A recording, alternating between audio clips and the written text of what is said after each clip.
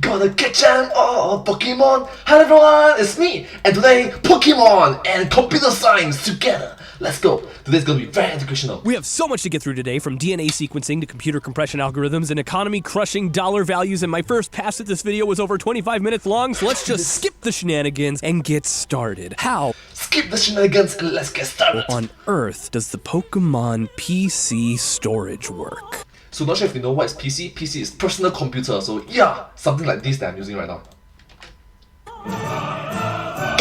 In order to begin even answering the PC storage system problem, we are going to have to agree to some ground rules, because otherwise this isn't going to be a single video. It'd be a running series of videos in a brand new show called Austin Spends 2 years of His Life Overthinking Pokemon. Okay, so number one is we're not going to touch on precisely how Pokeballs, catching Pokemon, and releasing them from the Pokeballs works. I might have some jokes at the end about this, but that's well outside the scope of this video. Number two, because every iteration of the Pokemon storage and transportation system is called a PC, we will be assuming that the storage system is a computer, since in Japan it's called, well, the personal computer.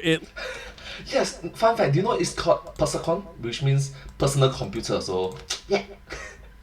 Looks like a computer, and it is obviously a computer, and in several versions it has stuff like email in it. It is a computer. Just look at it. I bring this up because, in all honesty, the simple answer I There's a monitor, there's a keyboard. had originally was just, hey, the computer is just the interface, you put your Pokeball in the hole, and it sucks it up like one of those bank teller tube things and deposits the ball in some central storage facility in the middle of the region. Something like a library for Pokemon. Which, yeah, would be awesome, but that is not what we're here to talk about today. So, first of all, what is a Pokemon? A Pokemon is essentially an animal, just like you, me, my cat, my dog. They have magic powers, which is a bit weird, but we're gonna be mostly ignoring that for now. Yeah, so mostly ignoring that as well. So you, me are Pokemons. So, what is an animal? Well, an animal is a collection of organs that are fused together into a specific arrangement. And what are organs? They're a collection of cells that individually perform very specific tiny functions that all add together into a very complex set of functions that are all bound together with glycocalyx intercellular cell adhesion molecules. Fun fact, that's a very long name. Cell is the basic building block of life as we know it on this planet. On a planet Earth. There's a lot going on inside a cell, but the main important part we need from it right now is DNA. DNA. Yeah, he could have mentioned RNA, but it's a whole different topic. So let's continue. Deoxyribonucleic acid. Bet you didn't know the full name of it. Right? This is the stuff we are really after, because it contains everything that makes an animal itself. DNA is a complex, long molecule composed of a long double helical chain made of smaller sections called nucleotides, all strung together in a row and in pairs. And these pairs are called base pairs. And here I'm in a bit of a pickle. This script got really long because I went into a comprehensive dive about how to store DNA, cell data, and the brain. And here's the problem. DNA, it takes up almost no space on a hard drive. Seriously. At its biggest estimate, it's about... Wait. Before you say... Wait, what? 6.0 GB. I thought it's going to be like, what, a few terabytes? 6 gig for the human genome if you store it in 8-bit characters. But in a proprietary storage format, you could use as little as 1.5 if it used 4 bits per base pair, of which there's 3 billion in the human genome. It would use 4 bits because 4 bits in binary lets you cover all 16 combinations of G, T, A, and C, the 4 different nucleotides that make up base pairs. So it's GTAC. It's not Grand Theft Auto.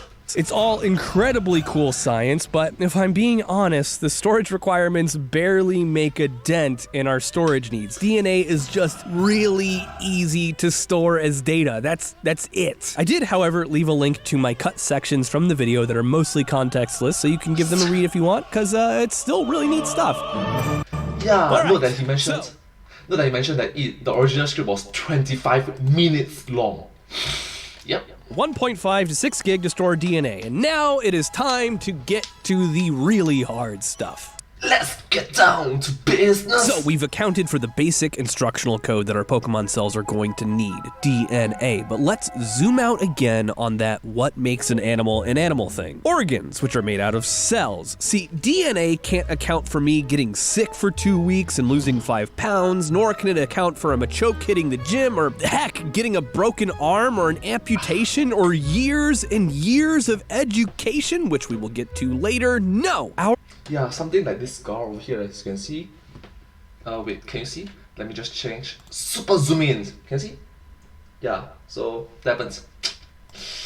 Yeah.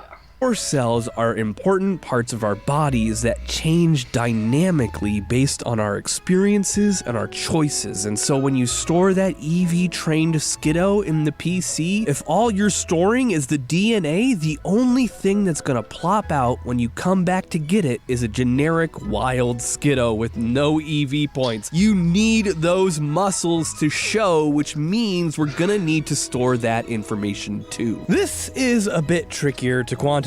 See, DNA actually is information, so it's easier to be like, this is a bit and a byte or whatever. All the cells in your body, though, I struggled with that one for quite a bit. Quite a bit! I didn't even think about that, but Get it? Quite a bit. That's gonna be funny.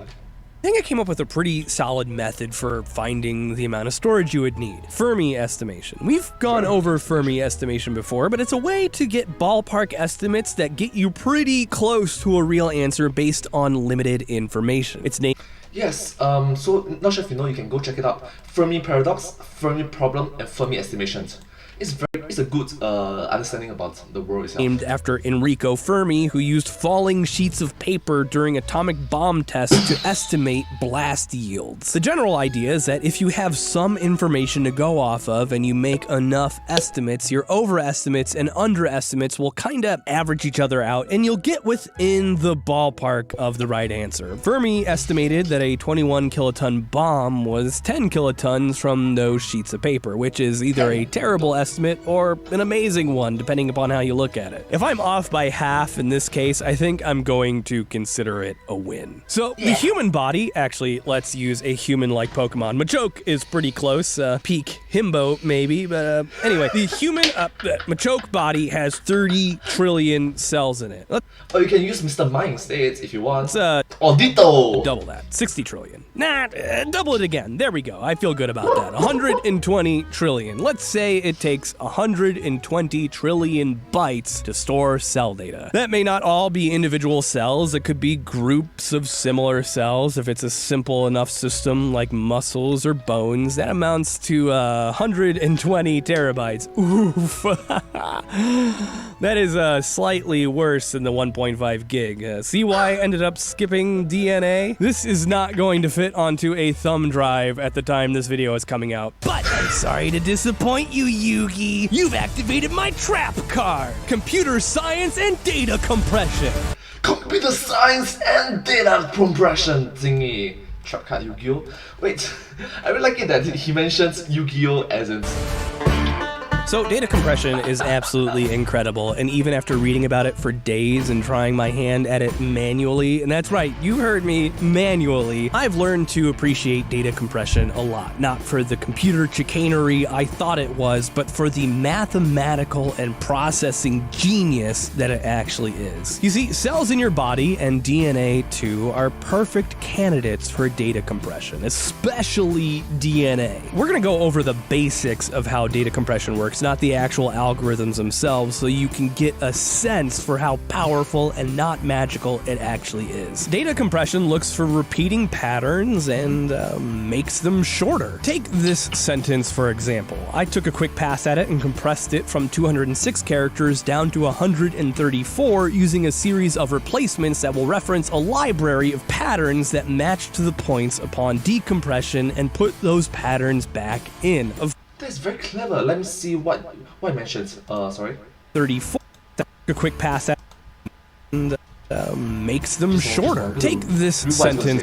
This sentence is a sentence which says sentence many times within the sentence so that the sentence can be easily compressed for compression's demonstration to demonstrate compression for a science video. For example, I took a quick pass at it and compressed it from 206 characters down to 134 using a series of replacements that will reference a library of patterns that match to the points upon decompression and put those patterns back in. Of course, the library takes up space too, so all said and done, I only compressed it by 10.7%, but that's not bad for a non-computer. And the fact of the matter is, short little sentences like this are generally very difficult to compress by very much at all. But longer sequences, like sequences that are filled with a lot more characters, they have a lot more patterns to find. And bodies have a lot of patterns. You got muscle cells repeating over and over down your arm until they reach your elbow. It's all patterns. In fact, just like human development is one big pattern repeating itself. That's what growth is. Oh, we need more bones. Hit that button that makes the bone 3D printer go. And yes, hit that button to subscribe. Oh, wait, what? Hit the button to grow? Okay. So anyways, do remember to subscribe to my channel as well. Hit that button to subscribe. Thank you. Let's continue. DNA is filled with patterns. There's only 4 different molecules to work with, and a lot of them are highly predictable, especially within the same species. An algorithm designed specifically to compress DNA data could be made easily by people way smarter than me, in all honesty. And the best part about these compression methods is that they are totally lossless, which means you lose no information at all. This is opposed to compressions like JPEG and MP3, and even this video that you're watching, which was uploaded as an MP4, where a little bit of data is always lost and can't ever be gotten back. However, this is not the type of compression you want to use for things like DNA and cell information because it will lead to mistakes. Like, what's just aberrations and artifacts in a JPEG around the edges? Yeah, that's cancer. That's your pancreas not doing whatever a pancreas does. That's your eyeballs being filled with stomach acid instead of aqueous humor. So, yeah, there's no taking this 120 terabytes and 1.5 gig down to like 20 gigabytes or something, but yeah, or else it will be catastrophic, lead to disaster. We try to avoid that, right? Just try to avoid that.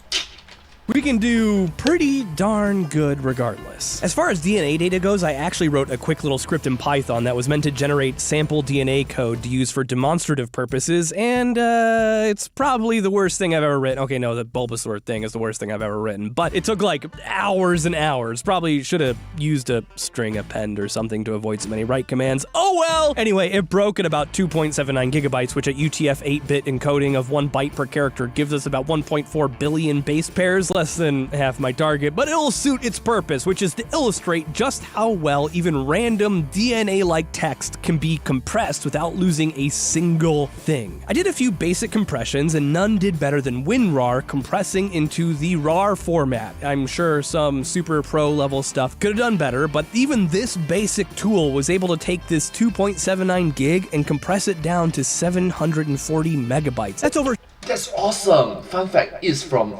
.txt to .rar. So yeah. 74% compression. You must be saying to yourself, there must be a trade-off. If compressing is so efficient for storage, why isn't everything compressed losslessly? And the answer to that question is actually pretty easy. There is a cost, and the cost is processing time. This file took about 3 minutes to compress and 2 minutes and 44 seconds to decompress. That adds 5 minutes, almost 6, to anything you want to do to it, like open it and read its contents. That is the cost, the trade-off. All magic comes with a price. In any case, taking this same compression ratio and using it on our DNA and cell and organ data, we can take this 120 terabytes and squash it down all the way to just 30 terabytes. That's awesome. That's really awesome. But having said that, I recognize that what I say is true. All magic comes at a price, and this price is time. A lot of processing time involved. Alright, so there, we did it. 30-ish terabytes for your average Pokémon. Are we done yet? Not even close! Because we left out the most important part of the equation, the brain. Sure, you can argue that the cell data was enough to track this, but I don't think so, not by a long shot. Even rudimentary brains are still some of the most powerful singular computing systems on the entire planet, and while we don't have to emulate the processing power of a brain in the computer, we do have to save the memories, skills, and experiences of a Pokémon perfectly. Yes, memory of the brain, not the memory of the computer. It's RAM versus actual memory. Yeah, so different memories involved. Yeah, the more you know. And let's continue. Modern estimates put the Machoke brain at about 1 petabyte of storage capacity. That is astronomical. That is 1,000 terabytes. That means even with 74% compression, heck, even with 80% compression, you're looking at 200 terabytes, plus the 30 from the cell and tissue data, plus 360 meg of the DNA. You're looking at conservatively, bare minimum 230 terabytes and 360 meg required to store a single Pokemon. And that's just like a dumb one like Machoke. Does it get worse than that? Oh yeah! It gets a lot worse. Oh yeah! It gets a lot worse. Oh yeah! Because some genius at Game Freak wrote down that Alakazams, the final evolved form of Abra, Abracadabra, Alakazam! The one with no spoons, with no spoon because there's a spoon. So yeah, the more you know. have an IQ of 5,000, making them 50 times more brain smart than the average himbo human or Machoke. This boosts the brain storage requirement to 10,030 terabytes and 360-ish megabytes. That's 10 petabytes compressed. That much has to be available for one Pokemon. One Pokemon. Do you know that 10 petabytes, such a big amount, is only used in large companies involved? For one Pokemon only? One? Gosh. It'd take the world's fastest ever recorded data transfer speed of 319 terabytes per second over 5 minutes to upload this bad boy. And on top of it, there's 240 slots available in Gen 1 alone, and all the way up to 1,000 in games like Let's Go Eevee and Pikachu, meaning that these boxes, these PCs, they have to be capable of storing anywhere between 2,400 petabytes to over 10,000, even with data compressed. That's 10 exabytes, which is approximately 0.4% of the entire storage capacity available in the world in 2021. Wait, do I understand? How many companies are there that is capable of doing something like this? It's only a few handful, you know. Google, YouTube, Amazon, Twitch, Facebook, Metaverse, I guess? Is it Metaverse? Meta! It's got Meta. Which is estimated to be about 2,200 to 2,300 exabytes. This is for one person that has to be available. It gets worse when you consider an entire world of Pokemon trainers. Generation 1 alone sold 46 million copies. If, conservatively, they had enough storage space for all those people to fill their boxes with Alakazams, which is likely an underestimate considering the population of the world in 1997 was 5.8 billion and the entire world economy seems to center around Pokemon. If all these players filled their boxes with compressed Alakazams, the PC data center would have needed over 110 million exabytes of storage space, which at $100 per gigabyte, which was the going rate for storage in 1997, would have cost over $11 quintillion to build. In 1997 money, that's 19 quintillion bucks today. If you add up all the people who bought all the games, you get 220 million, and with their associated box sizes, you get a total storage for all the boxes ever made, all filled with Alakazams, of 1.3 billion exabytes of storage needed to store at maximum capacity, all of which has to be available on a dime. That's so much storage required that we don't even have a word for it yet. It's 1,311 yottabytes, and the term for 1,000 yottabytes has two proposed names, Hellabyte and Brontobyte. I'm personally a fan. So it's Hellabytes or Brontobytes? Fun fact, I think he's going to choose Hellabytes because it's it's very big. It's hella big. of hellabyte because it's a hella of a lot of bytes. It's definitely more storage than I will ever see in my lifetime. I might live to see a petabyte hard drive in my home. In the modern day, to store one normal Pokemon, a Machoke, it would take 12 Western Digital 20 terabyte MyBook Duo desktop RAID external hard drives to store, and it would cost you just shy of $9,000. That's the cheapest, but if you're using a data center, which values the terabyte on average at about $750, you're looking at more like $172.5 thousand per Machoke. These values skyrocket to $376.4 thousand to $7.5 million for an Alakazam. For one, a full box of Gen 1 is between 90 million to 1.8 billion. Raise that to 7.5 billion if you can store 1,000 like in the Let's Go games. The cost of being able to store the worst case scenario number of Pokemon that the worst case scenario. Like, oh gosh, if people are really that free, I guess. 1.3 hellabytes from all the games, that'd be $983 quadrillion, which is cheaper than the storage costs of Gen 1 alone in 1997. Why is that? Well, it's because storage prices have dropped by a lot since 1997. This is still way more money than exists in the entire world right now, like period. End of story. And all of this ignores how on earth you convert a Pokemon into storable data anyway. Is this what Pokeballs are doing? Is that why it's so hard? They're trying to tear Pokemon apart at a molecular level to get their genetic information and count their cells, unravel their brain to store it all in some sort of compressed format, and then at launch decompress it all again? That is a really dark interpretation for why the powerful Pokemon are much more difficult to catch. They're harder to decode and read the data from, and the process of ripping their cells apart and then putting them back together again, you're not going to convince me that that does not hurt. Ooh, wow, now that you mention it, it really does sound a bit awkward. In the Pokeball for seconds, not milliseconds. They probably feel all of that. Every cell in their body being ripped free and scanned so it can be stored in the giant freaking hard drive that's somewhere in there. That's gonna be a yikes for me, dog. Sincerely, Austin. Sincerely, Austin. Oh my god, I made it. Oh, I've been so sick the past 2 weeks. I made it through this video, barely. Oh my god, I'm so tired. And because I made it here, I have to thank my high-tier patrons who make this show possible. Those people are gonna be Juan Santa Maria, Mad Lad 616, Miss Kendra, Ronald Coleman, Adeline Hager, Zadadam TP, Nicholas Bellinger, Marissa Resnick, Nick Patterson, and Loretta Mazur. Oh, I made it. Holy cow. Oh, don't have kids unless you're ready to get really sick in wintertime and fall time. Woof. Wasn't even COVID. Kick my butt.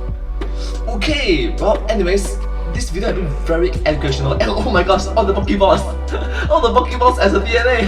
That's very cute. That's very cute. That's very imaginative and very creative as well. That's awesome.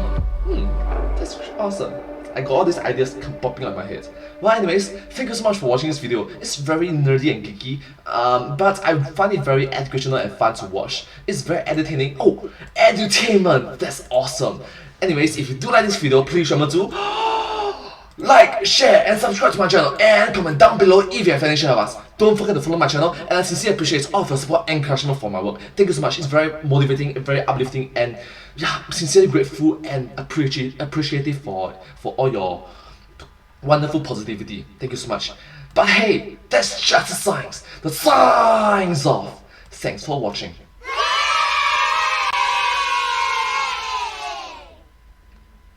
And I hope to see you all in my next video. Thank you all so much. Bye bye. Subscribe.